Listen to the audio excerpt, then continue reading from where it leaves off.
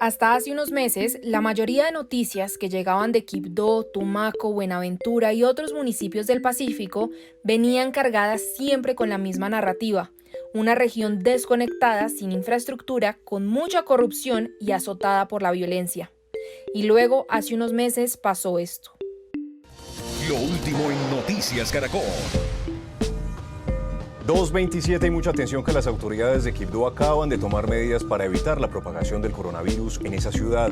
El ministro de Salud evalúa allí la situación. Tumaco ya reporta 49 casos confirmados por COVID-19 y 2 personas fallecidas. Mucha atención que Buenaventura se encuentra en alerta máxima ante el sorpresivo aumento de casos de COVID-19.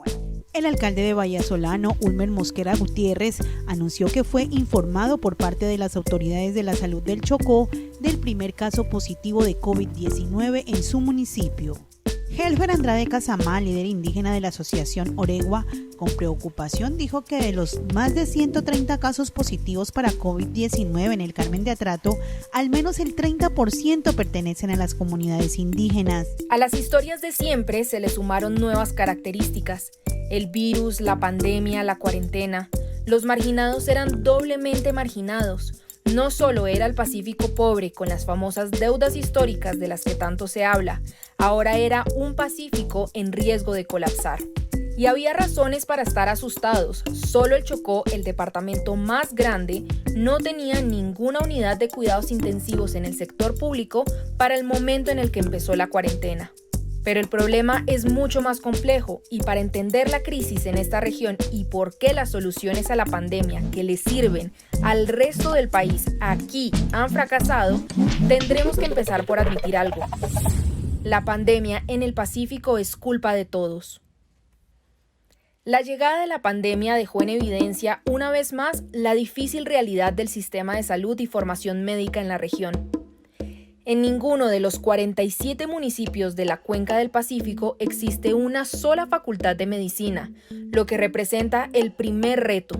Los bachilleres de la región que quieren formarse como médicos tienen que emigrar a ciudades como Medellín, Popayán, Pasto o Cali. Cuando uno se va, por supuesto que uno aprende la medicina que está establecida para las características comunes o generales de la población. Pero nuestra medicina, al menos la que yo aprendí, no tiene un enfoque hacia la población afro, entendiendo que existen unas condiciones que hacen que las situaciones de prevención sean diferentes. Ella es la doctora Yasni Moreno, psiquiatra en el Hospital San Francisco de Asís de Quibdó, capital del Chocó. Además de ser médica, la doctora Moreno tiene diferentes especializaciones. Fue empleada pública y es profesora en la Universidad Tecnológica del Chocó, es decir, conoce bien el sistema de salud. Entonces yo pienso que cuando ya uno viene a la práctica, uno viene con muchas herramientas, pero que esas herramientas al momento de uno aplicarlas en el territorio, tal vez no tienen el mismo impacto porque no están contextualizadas a la manera como nosotros nos criamos, a la manera como nosotros entendemos a las dinámicas sociales. Esta situación no es particular para el caso de la doctora Moreno.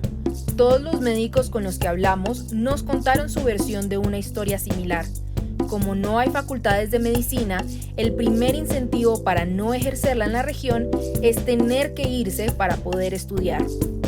Así nos lo dijo el doctor Joao Moniz, médico internista en el Hospital San Andrés de Tumaco, al sur de Nariño. Y la mayoría de las personas les es muy difícil dejar el centro del país, dejar las grandes ciudades para venir a zonas un poco alejadas y remotas, con condiciones un poco menos favorables a las que tienen ellos mismos. Esto genera una población de profesionales de la salud flotante. Algunos llegan a ayudar, otros con la intención de permanecer, pero pocos se quedan en medio del déficit de infraestructura, insumos médicos y recursos en general. ¿Cuánto se quedan las personas que vienen de afuera? Pues en realidad no he visto a nadie quedarse más de un año y medio. A nadie. Este fenómeno es particularmente grave en medio de una pandemia, cuando el trabajo y desempeño del equipo médico es fundamental. Y es que los que regresan no la tienen fácil. Las carencias en las que realizan su trabajo los ponen en situaciones más allá de sus labores, situaciones con las que no tendrían que lidiar en otra parte. Yo, por ejemplo, tuve la oportunidad de rotar en una clínica en Barranquilla que es de psiquiatría y usted se encuentra con, primero para inmovilizar, usted tiene unos inmovilizadores de última. El equipo además está supremamente entrenado y usted cuenta con todo. Entonces usted tiene menos efectos adversos, tiene una inmovilización segura, con menos lesión, con menos riesgo de que usted pueda ocasionar una lesión. Entonces, cuando yo tengo que hacer lo mismo acá en Quibdó, lo primero que yo digo es, Dios mío, a ver, tengo que utilizar el mismo medicamento, no puedo utilizar unos inmovilizadores como tiene que ser porque resulta que no hay inmovilizadores. Entonces, cosas como esas resulta que si un paciente se lesiona, pues yo voy a terminar siendo la responsable. Pero la situación de los médicos es apenas un ejemplo de una dinámica más compleja y estructural. Es que el departamento del Chocó es uno de los departamentos que más expulsa población a otras regiones. La gente del Chocó sale a otros departamentos en busca de las oportunidades que la región no brinda.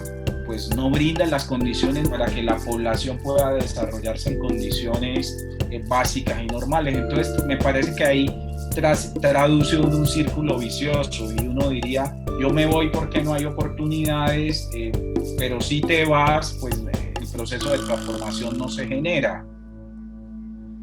En el 2016, el Centro de Estudios Económicos Regionales del Banco de la República publicó un informe sobre los factores asociados a la pobreza en el Pacífico. Dentro de los elementos que utilizan para explicar la situación está la falta de capital humano, fenómeno estrechamente relacionado con lo que hemos venido hablando y que los investigadores del informe relacionan con los bajos índices de la región. De hecho, desde 1973, el índice de necesidades básicas insatisfechas ha mejorado muy poco en el borde de la cuenca. Este indicador es una medida de las condiciones de vida en los hogares, reúne carencia de servicios públicos, condiciones de vivienda, hacinamiento, baja escolaridad y alta dependencia económica. Nosotros tenemos un amplio diagnóstico y un sinnúmero de proyectos que pudieran ser alternativas de solución a los problemas, pero no encontramos agenda de país. Todo, digamos, es muy gradual, todo es muy lento. Los proyectos que se requieren necesitan grandes inversiones, necesitan representación en los escenarios legislativos, en los escenarios institucionales necesitamos acompañamiento más certero de los controles. El Chocó actualmente tiene solo 2 representantes a la Cámara, que si bien 2 representantes no arman coalición, sí identificamos que son un elemento constitutivo ahí de discusión en la escena del poder y en la distribución del presupuesto para el avance de las regiones. Es decir, problemas concretos que requieren soluciones concretas. Idea que suele perderse cuando la narrativa dominante es que el Pacífico es una tragedia, como si fuera una región condenada y no se pudiera hacer nada al respecto. La plata que uno le mete al Chocó es como meterle un perfume a un bollo.